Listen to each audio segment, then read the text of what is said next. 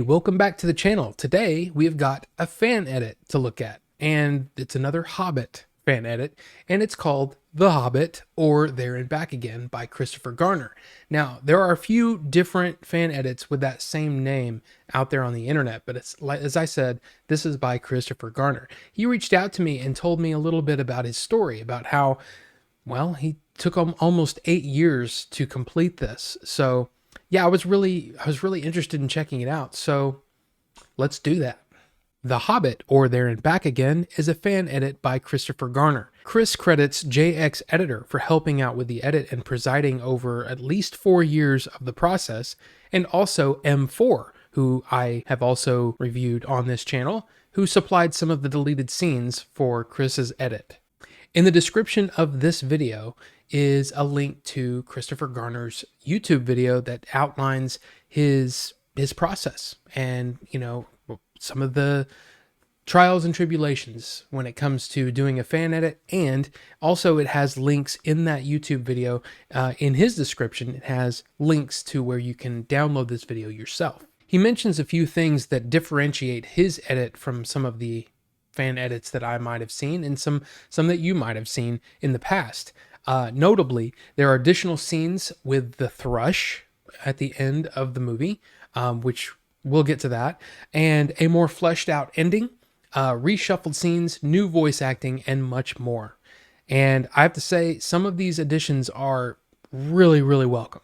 I think my biggest issue with the original 3 movies by Peter Jackson is that it feels so much like a prequel to Lord of the Rings. And that's not what The Hobbit is at all. The Hobbit was created way before Lord of the Rings. In fact, Lord of the Rings is where things got, a little more complicated, a little more involved. The Hobbit is a very, very simple story, written for children. In fact, written for Tolkien's own children, which is why, it has the tone that it does have. And it's also why there are no females in it. So, because, little boys find girls yucky and things like that. So there are reasons for some of these things that were in the original book. I don't understand why Peter Jackson had to make things so complicated and so much more like, oh, look at how dark this is, and how this was written for kids. In a lot of ways, I think what Christopher Garner did is he tried to stick very, very close to what the book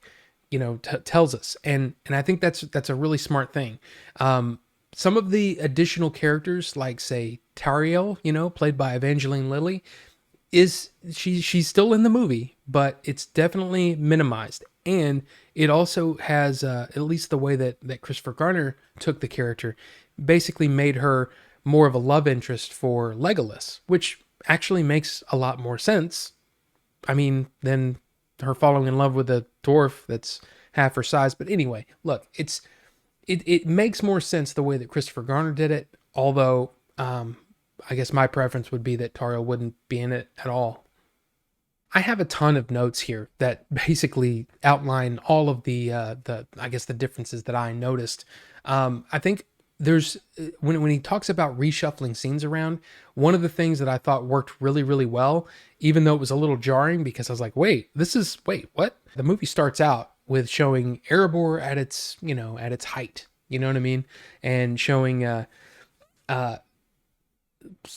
right? King Thror on the throne and all that stuff. Basically what he did is he changed that and put it toward the end, so you kind of like, you see Erebor kind of regaining its former glory with Dane as the king. And then of course it shows, Dale in its heyday, with people and shops and things, it's like all the stuff that you see at the beginning, he moved it to the end to basically show that life was returning to this part of the of Middle Earth, which I kind of like that. There is an intermission in his cut, which is almost exactly halfway through, and it takes place when Bard is talking to the dwarves at the river.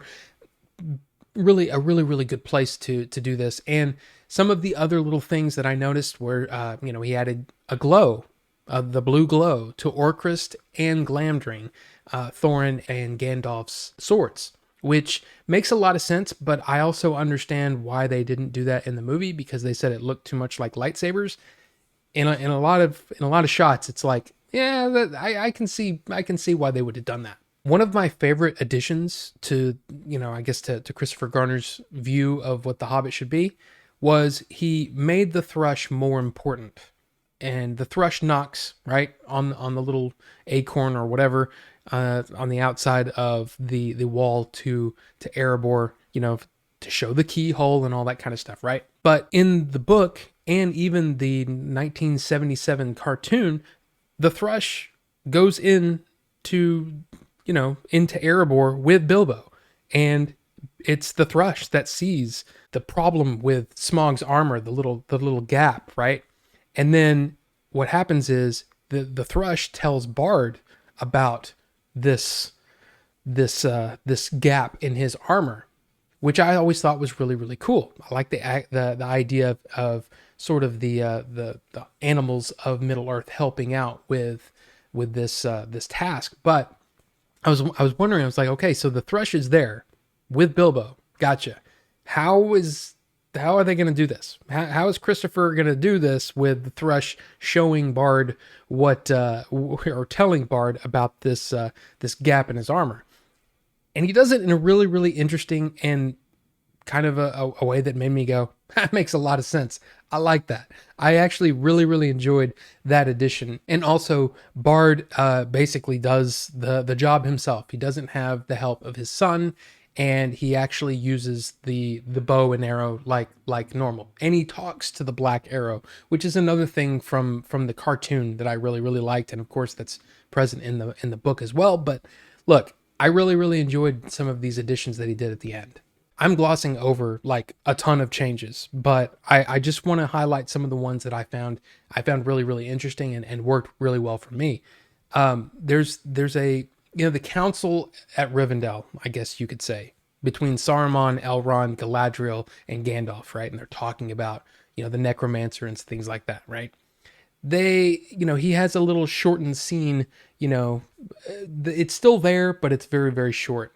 But then there's I guess it's almost like a coda to that scene is Galadriel and Gandalf talking about Bilbo before, the journey continues. And I really like that scene. And she's basically asking why the halfling, right? And Gandalf explains, because he gives me courage and all that kind of stuff. Instead, they moved that scene, or Christopher moved that scene to the end. And I really like that. It's almost like a nice way of wrapping up Gandalf's view on Bilbo and why he picked him, to begin with, to come on this journey with them. And I just really liked that. I thought it was a really nice touch.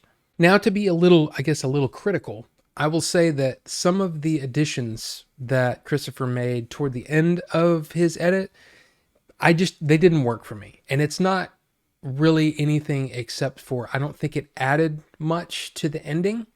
I feel like in a lot of ways, when you look at editing in I guess any situation, you're trying to look at things as, does it make sense for the story and the pacing that is happening?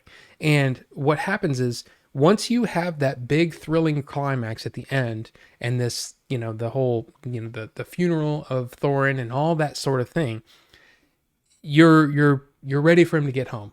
And with all of the additional stuff there toward the end, I feel like especially if you're going to add things that are brand new, I think that they really have to add to the pacing of that ending. I appreciate the effort. I just don't think that it was needed. That's just my opinion, my take on it. Overall, I really enjoyed Christopher's take on The Hobbit, even if there's some things that didn't quite work for me. But it's completely subjective, right? There's going to be so many people that will look at a specific edit and say, no, that's the right one. That's the best one that there is. But there's going to be other people that prefer other ones, because some of the things that they enjoyed from the book aren't present in this edit that's so popular or whatever. So my suggestion is to watch as many of them as you can. And look, there's a lot of them. There's so many. And for me, I still say that from my preferences, from my subjective opinion, look, Maple Films was that version of it was probably the one that worked the best for me. But M4's was great. Like I said, Christopher's was great. I've had a great time watching these. But look, I can't sit here and say, oh, this one's the best and this one's the best. It's all subjective and it's all based on your own opinion. So check out as many as you can. So The Hobbit or There and Back Again by Christopher Garner. I hope I did him justice. I hope he wasn't too upset with my take on it. But look, I mean, as I said, it's so subjective that there's going to be people that like this version better than this version, and they say, "Oh no, this one's the best." Look, it's a great thing, and I think he did a great job, and I really appreciated his effort. So let me know down below if you've seen Christopher Garner's take on The Hobbit and what you thought of it, and we'll talk about it because that's fun. And hey, let me know if there are any other edits, and it doesn't have to be The Hobbit. Let me just say that because I've done a lot of Hobbit reviews. Okay, I really have. But hey, let me know if there's others out there that you think that I should check out, and yeah, we'll do that. So thanks so much for watching, and we'll see you on the next one.